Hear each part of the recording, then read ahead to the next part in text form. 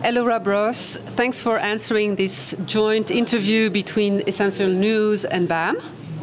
Let me introduce you very quickly. You're very well known for being the former member of the European Parliament who cornered the Pfizer representative into admitting that the vaccines were never tested against transmission. Was the Pfizer COVID vaccine tested on stopping the transmission of the virus before it entered the market? Did we know about stopping immunisation before it's entered the market? No. Today, you are one of the plaintiffs in the trial against Ursula von der Leyen. Could you tell us why? Well, this was for me the only possibility to get the transparency. When I was a member of the European Parliament, I asked Ursula von der Leyen questions in the plenary. The problem was that Mrs. von der Leyen, after the first round of questions, and that is only the presidents of the political groups, then she disappeared. She was never interested in listening to, let's say, ordinary members of parliament. But we are representatives of the people, so she just ignored the people. It's complete arrogant to behave like that. And it was not a one-time occurrence. It was time and again that had happened. So I also asked urgent written questions about these text messages, because this is about $71 billion of taxpayers' money. People have the right to know how this is spent. So I asked urgent written questions, which should be answered within 3 weeks. It took me more than 8 months to receive something like a non-answer. My questions was completely dodged, and my concerns were just disabled. It was I never received a real answer. Besides that, I tried something else. I was on behalf of the Conservatives in the European Parliament. I was the coordinator of the COVID committee on behalf of the ECR. As a coordinator, we had special meetings to determine what the agenda will be for the next meetings. I was able to invite Mrs. von der Leyen in our special COVID committee for a hearing. Twice she refused an official request. Twice. Not once, but twice. She had the right to refuse? Well, I don't know, but she just didn't come. And this is not, you know, she is the head of the Commission, and it's a powerful position, but she's not elected.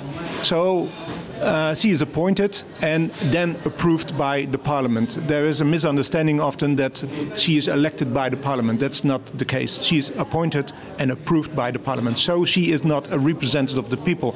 Behavior like this is really arrogant and is not in favor of the people. It's in favor of the institutions. It's maybe in favor of herself. We do not know what she texted, but her husband was involved in the same business as Pfizer. So maybe it's about that. We do not know. We have the right to know, because 71 billion euros is taxpayers' money. So this is for me very important. As a member of the European Parliament, I did everything in my power to receive this transparency, and I was not able to do it. The Commission just laughed about the things we are doing as members of Parliament, and it's our primary task to ask critical questions and to have oversight over this Commission, but they completely ignore it. And this is for me the only way to, it's the last way to fight for transparency, and I hope I hope that the judge will understand that the legal system will be there to protect the people. You had several colleagues who supported your, claims or, for transparency. You worked, I remember there was MICHèLE Rivasi in France, other colleagues. What happened to them? Is there, where did it all go? Is there still an effort in the EU Parliament now? Are those people still in place? I know that Christian Andersen is there. Christian Terhēş was there. I'm not a member of the European Parliament anymore because I was asking for the truth. I was fighting for the truth, and I was fighting for freedom and defend human rights. And that is very difficult because in politics it's really an ugly system. Even in my own political party at the time, they said, Rob, there is no political advantage to do that. And I said, but it's not about political advantage. I was chosen by the people to represent them, and I will fight for their human rights. But this is how politics works. Once people are chosen to be a representative of the people, they come in their place and they start they start the groupthink. You have to be part of the system because otherwise you don't get you will not be a coordinator, you will not be a vice president, or you will not be on the list, and so that you can run for office again.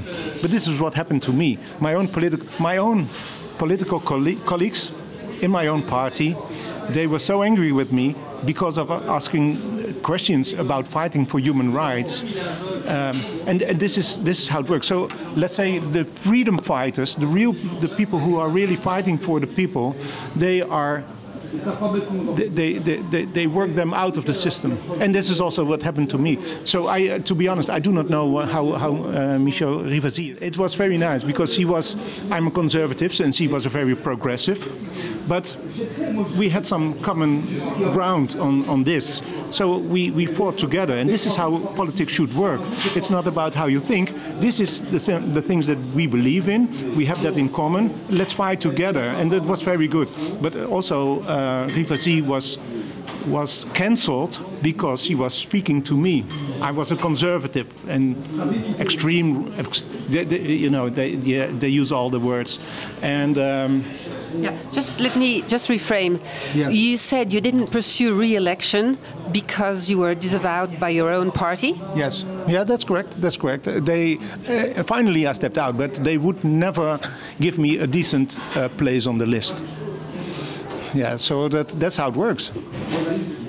How is it possible that companies such as Pfizer can have so much power within the European Union?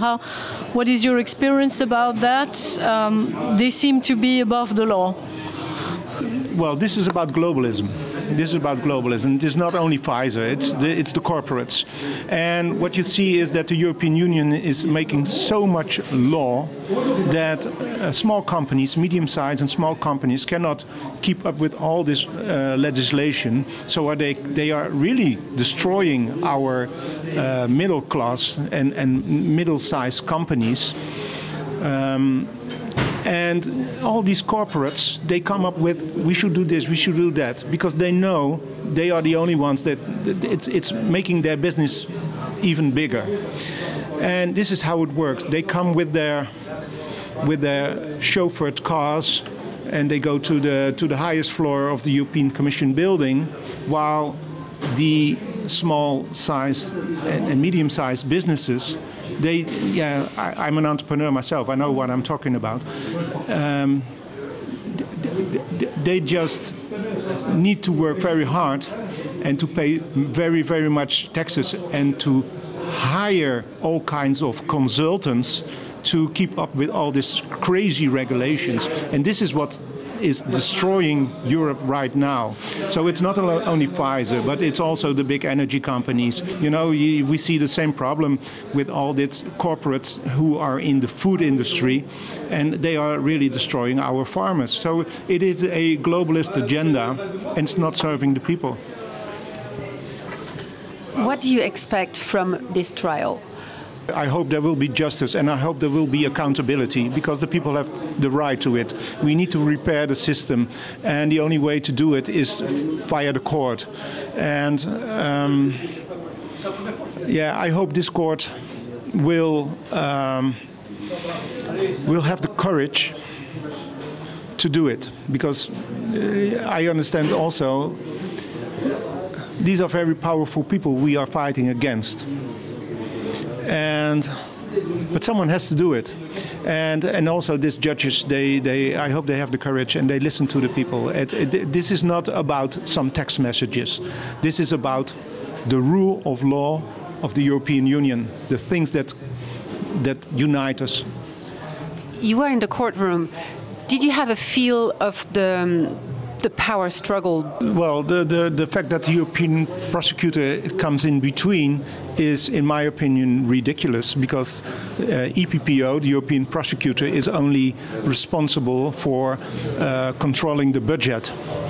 And this is not about the EU budget, because the member states, and Mrs. von der Leyen admitted herself when there were these debates before the European elections. There was a Spitzenkandidat debate, and she was in Maastricht, and she said, well, I'm not involved. This is a matter between the member states and the vaccine producers, so they directly pay the money and they together sign the contracts. So there is no role for the European prosecutor because it's not about the European budget.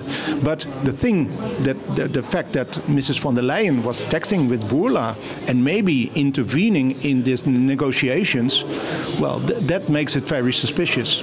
And also, Sandra Gallina, she was the head of negotiations of the European Union.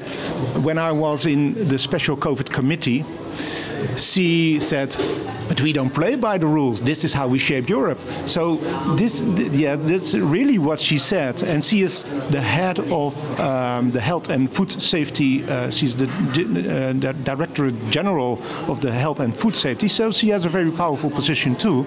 But she admitted in our hearing, in our special COVID committee, that they don't play by the rules. So if they don't their own rules. So if they don't play by the rules, it's up to me to control them. But it's very, very difficult. So now the only hope is that this judge will bring justice.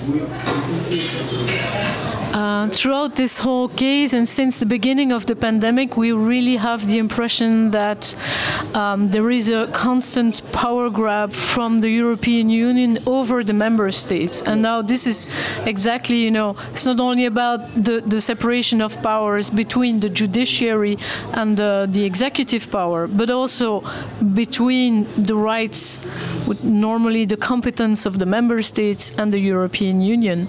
So do you still, believe in the European Union? Don't you think its, role is now too big? What is your take on that? Yes, it's definitely not representing the people anymore. There is more and more power transferred from the member states to the European Commission. And there is no real democracy. People think we have a European Parliament and these people are chosen, but if we are not able to control the Commission, then we really have a problem. Article 5 of the treaty says that it's about subsidiarity and proportionality. Even if the new legislation that you have to vote for is very good, you always have to consider, can we realize this on a national level, or must we do this on a European level? Because this is what this Article 5 is about.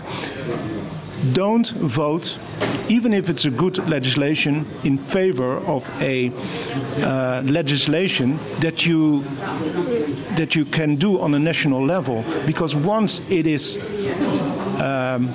once it is approved on a European level, we cannot get rid of it. And this is a very big danger. And this is how they grab power. Energy, for example, energy is something that is a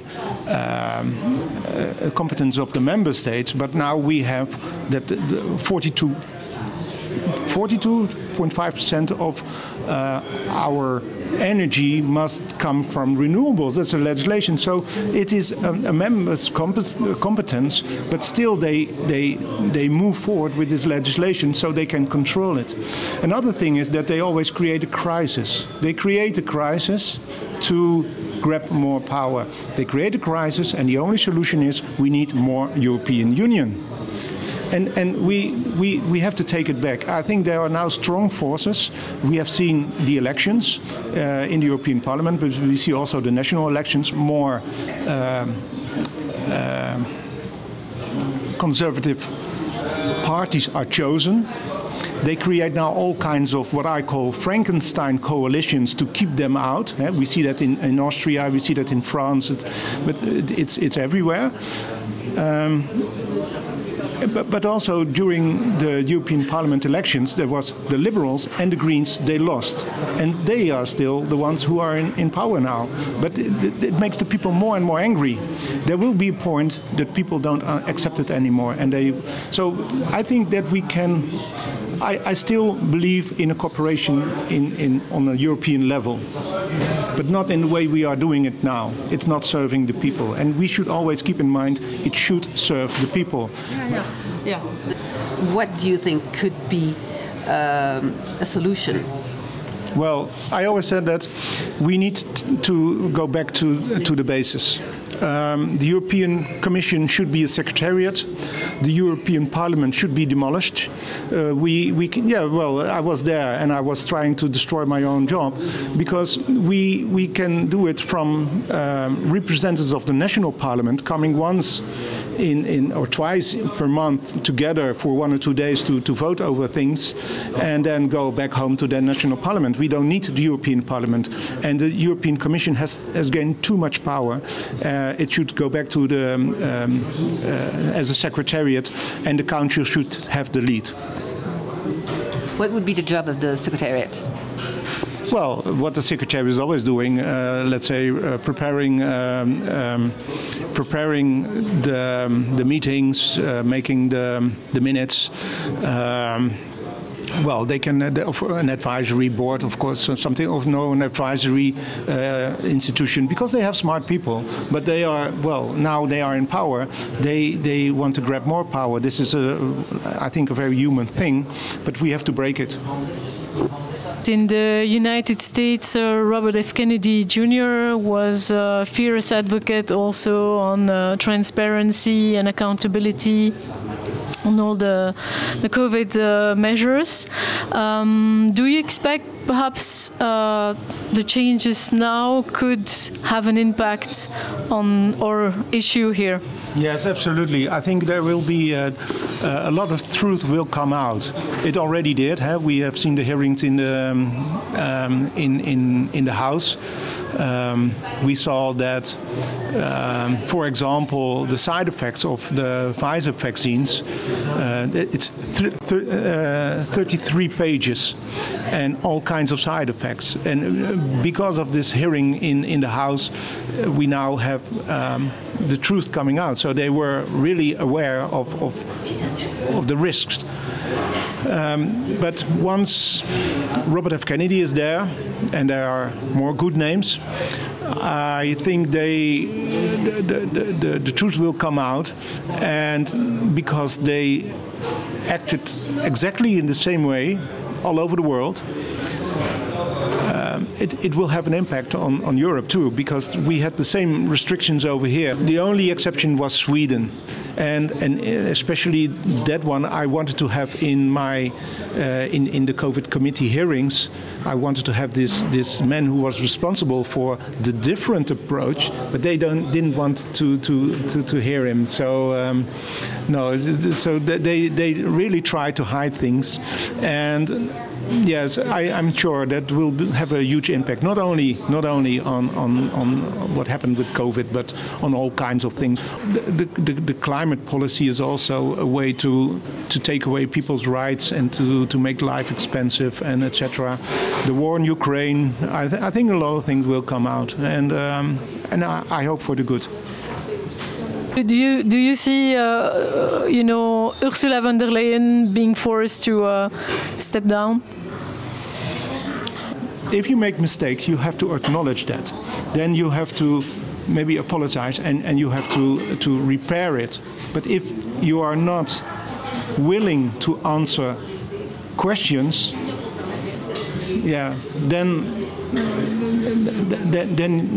it's really wrongdoing, and you should be held accountable for that. Let's hope there will be justice and there will be accountability. And it's for me, it's really evil, and it should never happen again. So maybe a call to the people: keep speaking out. The freedom of speech is so important, and this fight against disinformation is just more censorship, and we have to avoid that. You're completely out of politics now? Well, yes, I don't have let's say, an official role anymore, but I cannot let it go. I have to fight. There are too few people who really fight for freedom, for justice, for real democracy, because all these politicians, they are fighting for democracy. It's only their democracy. It's their rule of law. It's not. It's the democracy of the institutions, not of the people anymore. And we have to change that. Yeah. So I don't have an official role, but maybe I come back.